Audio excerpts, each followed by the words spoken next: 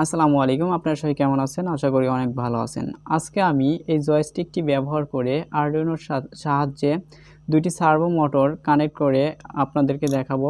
অর্থাৎ এই জয়স্টিকগুলো কিভাবে ব্যবহার করতে হয় আরডুইনোর সাহায্যে সেটি আজকের এই ভিডিওতে দেখব। তো কথা না বাড়িয়ে আমরা মূল কাজে চলে যাই। কাজে যাওয়ার আগে একটি কথা বলে রাখি, যারা আমার চ্যানেলটি এখন পর্যন্ত সাবস্ক্রাইব করেনি দয়া করে চ্যানেলটি সাবস্ক্রাইব করে আমার পাশে থাকবেন। তো চলুন এখন মূল কাজে যাই।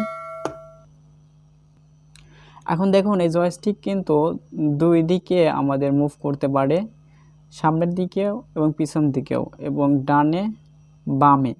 এটা হচ্ছে আমাদের জয়স্টিকগুলো কাজ করে মূলত পোটেনশিওমিটার যেগুলো ভেরিয়েবল আছে সেগুলোর মাধ্যমে এইগুলো করা হয়।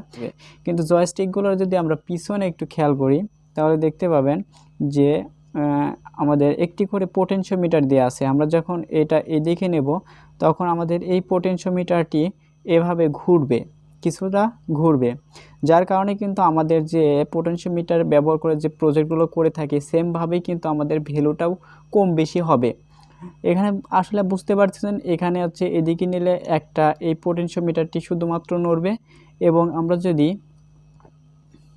দেখুন এখানে একটা পোটেনশিওমিটার আছে, আমরা যদি এটা এদিকে নিই তাহলে দেখুন এই সম্পূর্ণ বডিটাই কিন্তু ঘুরছে, যার কারণে এখানে পোটেনশিওমিটারের যে নোব আছে সেই নোবটির সাথে এই সিস্টেমটার সাথে কানেক্ট করা আছে, যার ফলে কিন্তু এই ভেরিয়েবলটি এই পোটেনশিওমিটারটিও ঘুরছে। যার কারণে কিন্তু আমাদের এই যে পোটেনশিওমিটার থেকে যে এরকম আমরা আরডুইনোর ব্যবহার করে যে ভ্যালুগুলো পাই সেরকমভাবে কিন্তু আমরা এখান থেকেও ভ্যালুগুলো পেয়ে যাব।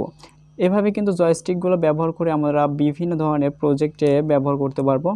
আর এখানে দেখুন সর্বমোট 4টি কানেক্টর আছে এবং কানেকশন দেওয়ার জায়গা আছে।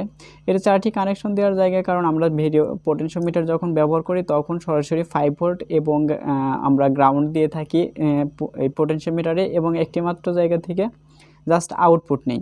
দেখুন জয়স্টিকটির সাথে আমি 4টি তার সংযোগ করে নিয়েছি। এখানে তারগুলো ঝালাই করে নিয়েছি, কারণ আমাদের যে ফিমেল টু ফিমেল কেবলগুলো আছে এই কেবলগুলো এখানে লাগবে না, কারণ এই ঘাতটি খুবই ছোট আপনারা দেখতে পাচ্ছেন, যা এটা ফিমেল টু ফিমেল লাগবে না।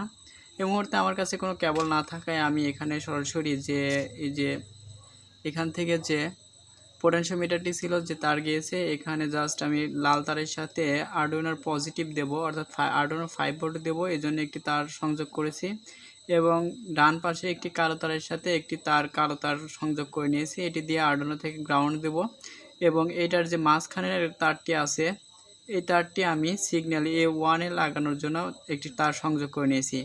এখানে যেহেতু পজিটিভ এবং নেগেটিভ দেওয়ার জন্য আমি সোল্ডারিং করেছি, সেহেতু এই পাশের যে আমাদের পোটেনশিওমিটারটি আছে অনুরূপভাবে কিন্তু পজিটিভ এবং নেগেটিভ অটোমেটিকলি নিয়ে নিয়েছে, কারণ পজিটিভ এবং নেগেটিভ দুইটি পোটেনশিওমিটারে একই, অর্থাৎ 5 ভোল্ট এবং গ্রাউন্ড সাপ্লাই হচ্ছে। এখান থেকে জাস্ট আমি যে একটি তার সাদা একটি তার সংযোগ করেছি, যেন এই দ্বিতীয় পোটেনশিওমিটারের ভ্যালুটি আমরা এই সাদা তার দিয়ে আউটপুট নিতে পারি। এখন জাস্ট আমরা আরডুইনো লাগবে আমাদের এইগুলো রিড করার জন্য, এই ভ্যালুগুলো রিড করার জন্য একটি আরডুইনো প্রয়োজন হবে। আপনারা আরডুইনো উনো বা ন্যানো যে কোনো একটি ব্যবহার করতে পারেন। এখানে দেখুন আমি লাল তারটি যেহেতু 5 ভোল্টের জন্য নিয়েছিলাম এই জন্য আমি 5 ভোল্টের সংযোগ দিয়ে দিলাম এবং কালো তারটি গ্রাউন্ড, এই জন্য আমি গ্রাউন্ডে লাগিয়ে দিচ্ছি। এবং আমাদের প্রথম পোটেনশিওমিটারের মাঝখানে থেকে যেটি নিয়েছিলাম সেটি হচ্ছে A0 এবং দ্বিতীয় পোটেনশিওমিটারের সাদা তারটি আমি A1 এ লাগিয়ে দিচ্ছি। এখন দুইটি সার্ভো সংযোগ করতে হবে, যেহেতু XY জয়স্টিকটি আমাদের, এই জন্য আমি দুইটি সার্ভো কন্ট্রোল করে দেখাবো। এই সার্ভো দুইটিতে পাওয়ার দেওয়ার জন্য কিন্তু আমাদের 5 ভোল্ট এবং গ্রাউন্ডের প্রয়োজন হবে, কিন্তু আরডুইনোতে জাস্ট একটি মাত্রই 5 ভোল্টের আউটপুট দিতে পারে, যার জন্য আমি এখানে 5 ভোল্টটাকে এবং গ্রাউন্ডটাকে বাইপাস করার জন্য আরডুইনো ব্যবহার করতেছি। একটি তার দিয়ে গ্রাউন্ডকে বাইপাস করব, আবার একটি তার দিয়ে 5 ভোল্টকে বাইপাস করব। এখন আমাদের পোটেনশিওমিটারে যে 5 ভোল্ট প্রয়োজন ছিল সেটি লাগিয়ে দিলাম এবং আমাদের সার্ভো মোটরের দুইটি সার্ভো মোটরের যে মাঝখানের পিনটি ছিল সেটি কিন্তু 5 ভোল্ট, যার জন্য আমি 5 ভোল্টে লাগিয়ে দিচ্ছি এবং অন্য পাশের তারটি কিন্তু গ্রাউন্ডে লাগিয়ে দিচ্ছি। আর আমাদের সার্ভোর যে সিগন্যাল পিনটি আছে তারটি আছে সেই তারটি আমি এখানে 3তে লাগিয়ে দেব। অনুরূপভাবে আমাদের অপর যে সার্ভোটি ছিল মাঝের তারটি আমরা পজিটিভে দিয়ে দেব এবং সিগন্যাল এবং গ্রাউন্ডে দিয়ে দেব। সিগন্যালটি আমি 5 নাম্বার ডিজিটাল পিন 5-এ সংযোগ করে দিলাম। এখন বর্তমানে কানেকশন দেওয়া শেষ। এখন আমরা কোডটি আপলোড করব। কোড আপলোড করার জন্য আমি কম্পিউটারের সাথে ডাটা কেবলটি কানেক্ট করে নিলাম। এখন চলুন কম্পিউটার স্ক্রিনে প্রোগ্রামটি দেখা যাক। এখন আমাদের একটি কোড প্রয়োজন হবে। আমি এই কোডটি আরডুইনো আইডিতে ওপেন করে নিলাম। আপনারা জাস্ট একটি ডেসক্রিপশন বোর্ডে একটি লিঙ্ক পাবেন, সেখান থেকে ক্লিক করে আপনারা কোডটি ডাউনলোড করে আরডুইনো আইডিতে ওপেন করে নেবেন। এখন দেখুন আমরা যেহেতু সার্ভো ব্যবহার করতেছি, এই জন্য আমরা এই যে উপরে ইনক্লুড servo.h নামে একটি লাইব্রেরিকে কল করেছি। এটি দিয়ে আমাদের আরডুইনো আইডিতে ডিফল্টভাবে ইনস্টল করা থাকবে। এবং দেখুন মাই সার্ভো 1 এবং মাই সার্ভো নামের দুটি আমরা ভেরিয়েবল নিয়েছি। এখন আমাদের এই কোডটি আপলোড করার জন্য পোর্ট নাম্বার এবং আমাদের আরডুইনো উনো নাকি ন্যানো ব্যবহার করতেছি সেটি সিলেক্ট করে জাস্ট আমরা আপলোডে ক্লিক দেব।